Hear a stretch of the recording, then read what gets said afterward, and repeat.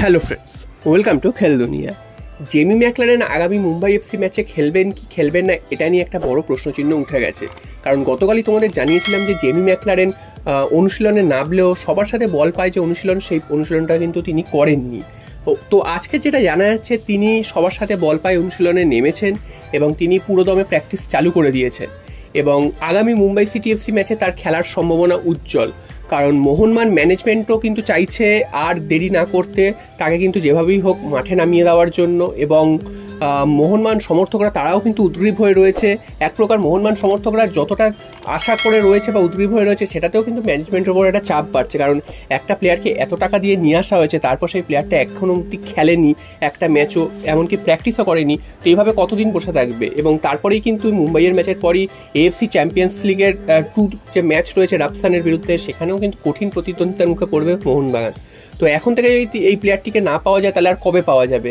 তো তাই জন্য কিন্তু এই প্লেয়ারটিকে মোহনবাগান খেলাতে চাইছে, তেমনটাই শোনা যাচ্ছে। এবং মুম্বাই সিটি এফসি ম্যাচে তাকে কিন্তু দেখতে পাওয়ার সম্ভাবনা এখন উজ্জ্বল হচ্ছে।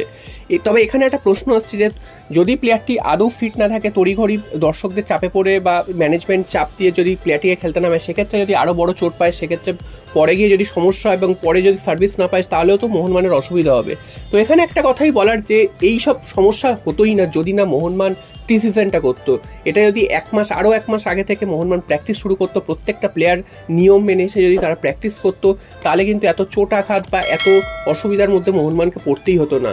এবং লাস্ট 2-3 বছর ধরেই আমরা দেখেছি যে কোনো প্রি সিজন হয় না, হঠাৎ করেই তারা চলে আসে প্লেয়াররা এবং এক সপ্তাহের মধ্যে খেলতে নেমে পড়ে।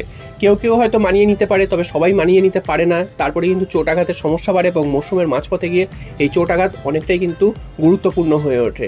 তো দেখা যাক জেমি ম্যাকলারেন আত্মপ্রকাশ করলেও, মাঠে নামলেও তিনি কেমন পারফরমেন্স করেন। তিনি অস্ট্রেলিয়ান এ লিগে কিন্তু খুব গোল করেছেন, সেটা আমরা জানি। এবং মোহনবাগানে এসে তিনি কি করবেন, ভারতীয় ফুটবলে এসে কি করবেন, সেটাই সবাই দেখার অপেক্ষায়। জেসন কামিন্সও কিন্তু অস্ট্রেলিয়া খুব ভালো ফুটবল খেলেছিলেন, তবে ভারতে এসে মোহনবাগান এসে তিনি কিন্তু সেভাবে মানিয়ে নিতে প্রথম দিকে পারেননি। পরের দিকে তিনি গোল করলেও সমর্থকরা কিন্তু তারপরেও পারফরমেন্সে খুশি ছিল না। তো দেখা যাক জেমি ম্যাকলারেন সেই প্রত্যাশা পূরণ করতে পারে কি না। যদিও তিনি প্রথমেই এতদিন লেট থেকে খেলা শুরু করছেন, একটা টুর্নামেন্ট তিনি খেললেন না। এবার দেখা যাক তার প্রত্যাশা পূরণ কতটা তিনি করতে পারেন সমর্থকদের।